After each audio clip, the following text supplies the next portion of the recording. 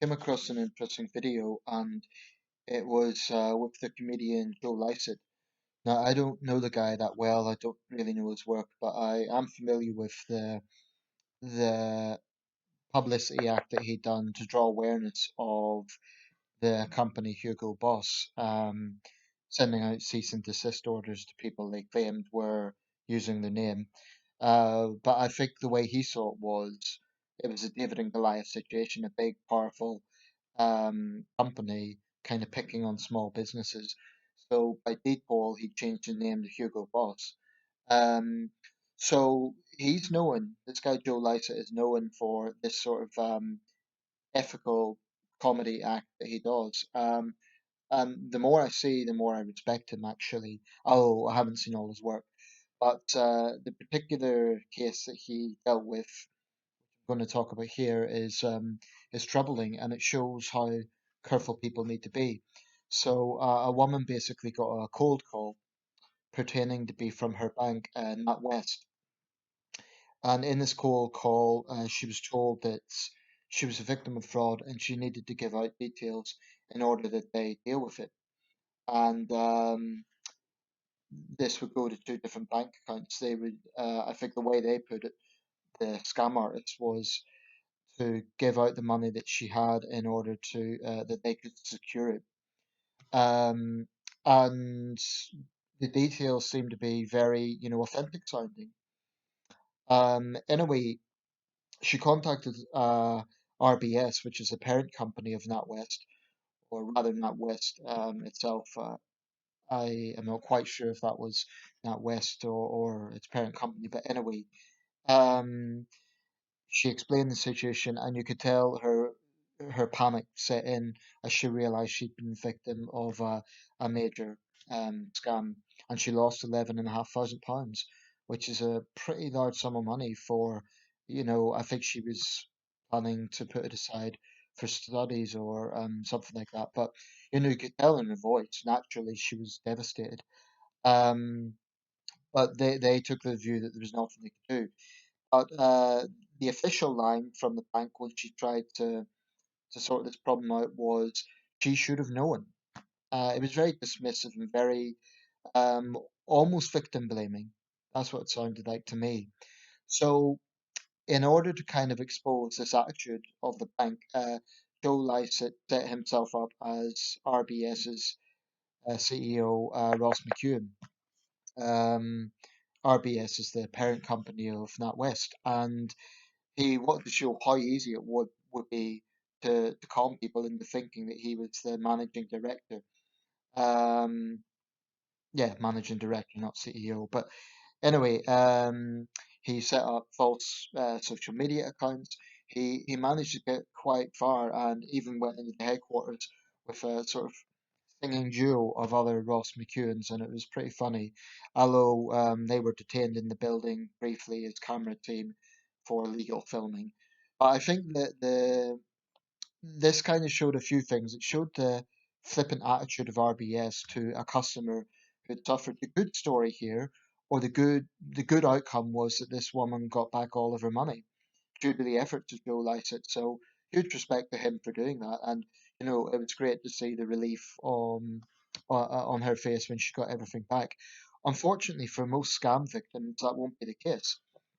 And the difficult thing is it's very hard to police a crime like this because scam artists could be anywhere in the world. They could be in Tokyo, they could be in New York City, they could be in Jakarta, they could be in Delhi, they could be 10 miles down the road. So it's very difficult to police that. And I mean, it goes without saying, I think the really scummy people to mislead people to such a convincing extent. It's a very, very scummy thing to do.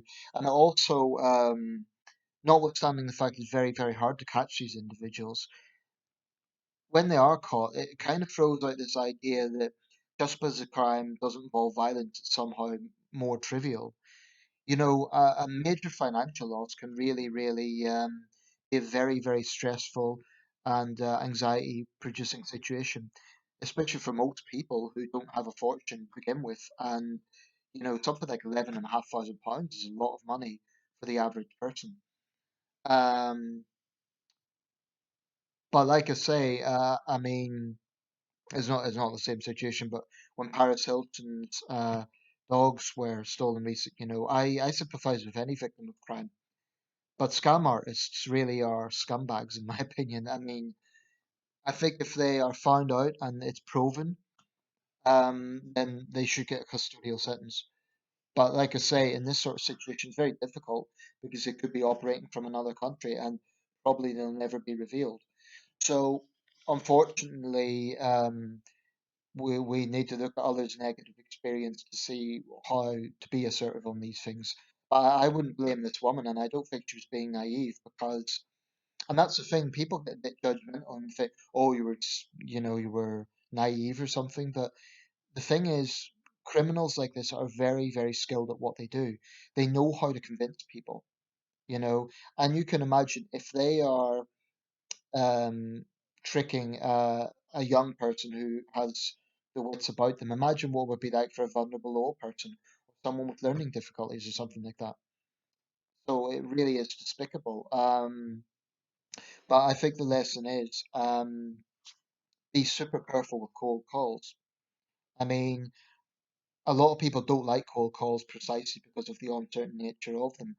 But no reputable bank would ask for money over the phone in that way. And this isn't a case of like, you know, judging her for doing that. These people are very, very skilled at what they do. They're very convincing. But I think the lesson is don't hand out any money over the phone at all. Um, Hang up immediately and phone whichever company it is, their official lines. I had my own experience now. Luckily, I wasn't a victim, but I could have been if I'd pursued it. A couple of years ago, I was thinking about, and I know I'm going to get laughter here. I was thinking about looking at feel daft for saying modeling, but this wasn't like fashion modeling, whereby it was more like a case of sort of modeling whereby anyone, different body shapes and so on, could do it. I was kind of interested. I was kind of intrigued, so I just took lots of pictures of myself, and I mean, I'm laughing because I know I'm not a model, but I needed money at the time, and the premise seemed like a good one. But anyway, I did actually get a call from someone pretending to be from the company, and supposedly, what was a little bit suspicious was they immediately took all my photos without second thought. They just said, "These are good." I figured, well, yeah, I tried to have confident angles and so on, but really?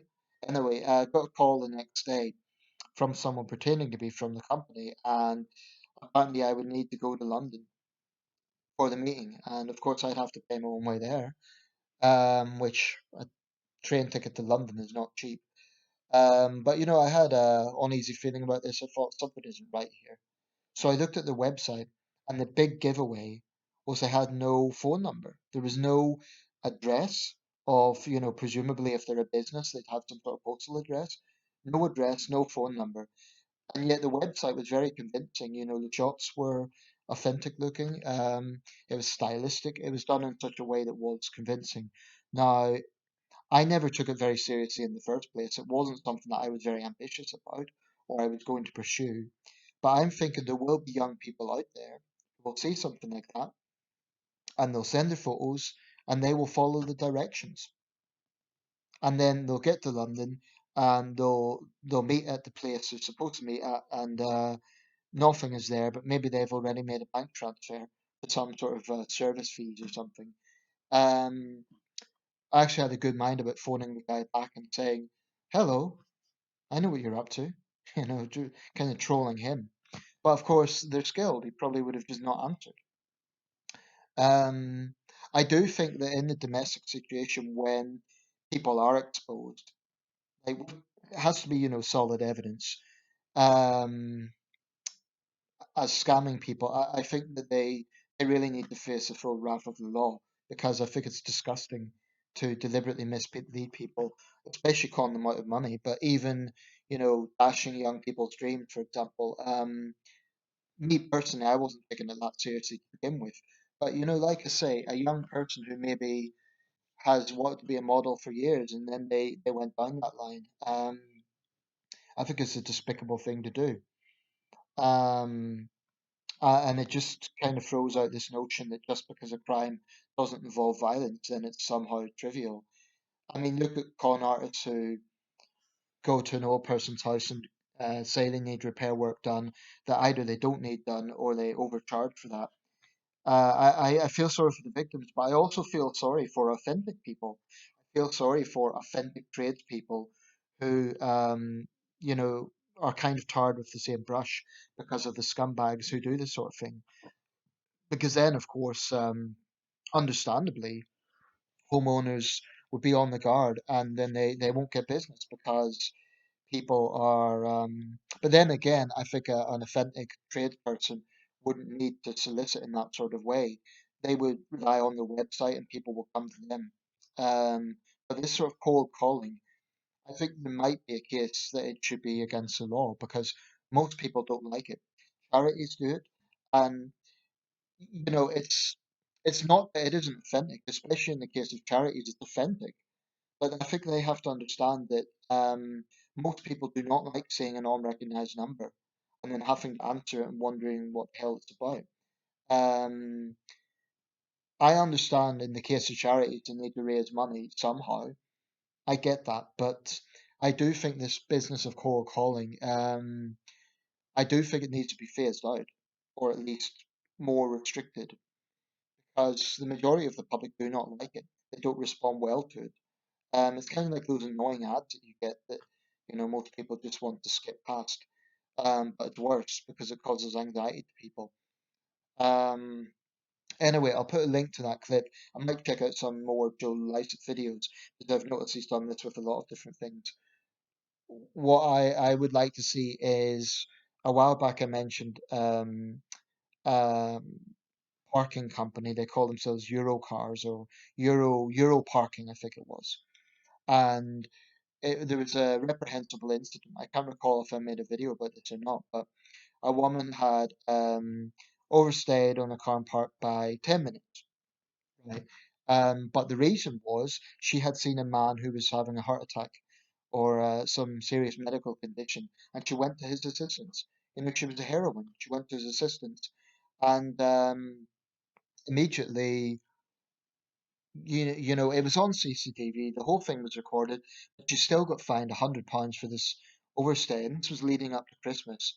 Um, and the thing is, the company, it was it angered a lot of people. That story, I remember reading about it, and I looked up the company because I wanted to give them a piece of my mind. Really, the fact that they were so cold and so unthinking to the situation, and just sticking by, oh well, fine her £100. What regardless. It seemed to me that this wasn't a human error. This was just deliberate callousness and being dogmatic for the sake of it, without taking a human factor into consideration. I.e., this woman was overparking for a very serious reason.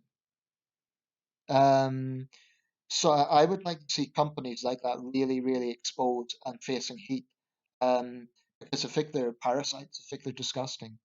And what's more is they're very unaccountable. You try to, phone a company like that up, and you'll get a dozen different sort of connections. You won't get a direct response. So they're very good at abusing members of the public with this sort of cynical technique, but they're actually hard. Where's the accountability with them? And what is most reprehensible is it's not illegal. They can get away with that sort of exploitative technique. I think it's disgusting. But I do think, this new sentencing and crime bill, I think one thing the government needs to look at is the behavior of certain private companies, the way they operate. Um, I'm a strong believer in consumer rights, because I've dealt with companies that are just infuriatingly uncaring to the people who pay money for their services. And they just, an example of this is, maybe I'm going off on a tangent here. Curry's PC World Know How, absolutely appalling. And if you look at their Facebook page, it's universally negative reviews. But there is sometimes a David and Goliath situation. I remember, and again, maybe I'm going off on a tangent, but I read about a story in another case. A man had solicited lawyers to deal with a problem he was having. I think it was something to do with planning permission, but he'd lost a few £100 and he wanted to deal with this. Well, over time, he was having difficulty with the company, and it was very, I mean, the solicitors that he was working with, he said they wouldn't reply to messages. He paid them money, and they just weren't getting back to him. So he got very frustrated by this, and he wrote a negative review, and he said that they were scammers. Now, that's quite a strong accusation to make, but this is what happened. The company, the solicitors then lost business as a result of his negative review, and um, they ended up taking him to court for basically libel. And the judge immediately sided with them, and he ended up having to pay out £25,000, which is staggering, considering what the initial cost was. But the thing is, the judge and the solicitors basically said the guy was being dramatic and he was lying. But he insisted on his side of the story, and there was a very disturbing aspect of that. That basically, if you give us a negative review, we will bring you to court. Rather than saying, well, this is this person's experience. Now, maybe what he said was libelous, saying that they were a scam firm, but I don't think they helped the case because people will then think, well, what sort of people are these that as soon as someone gives them a negative review, they bring them to court? Um, rather than just what they should have done, it's just responded and said, we actually, this isn't what happened or something like that. But I think it was a good example of that sort of abuse of power. And I think it's unfortunate that the judge and the Times newspaper, unfortunately, totally backed the solicitors. I forget the precise details of that case. I did make a specific video about it at the time. But there's a lot of things like this in society that really, really do need scrutiny, and there are things that are not currently against the law, and I think they should be. I think that exploitative techniques by companies needs to be against the law. I think cold calling needs to be scrutinized as a method, and I think that proven scammers, um, they definitely need to face pretty strong consequences, especially if someone's lost a lot of money or the situation's caused them a lot of anxiety. But it just when you read about things like this, it just makes you reiterate how important it is to be assertive. Um, it's very, very important. So if you get a cold call pretending to be from a bank, don't believe it, no matter how convincing they sound. What I would do is say, well, okay, thanks for the tip, but I'm going to go straight to the website and I'm going to make my own inquiries to see if this is authentic or not. And I'm sure as hell not going to hand out any money. But it's troubling that these con artists can be so convincing. So stay safe, everyone. And my heart really goes out to people who've been victims of this because it's terrible. Let me know your thoughts.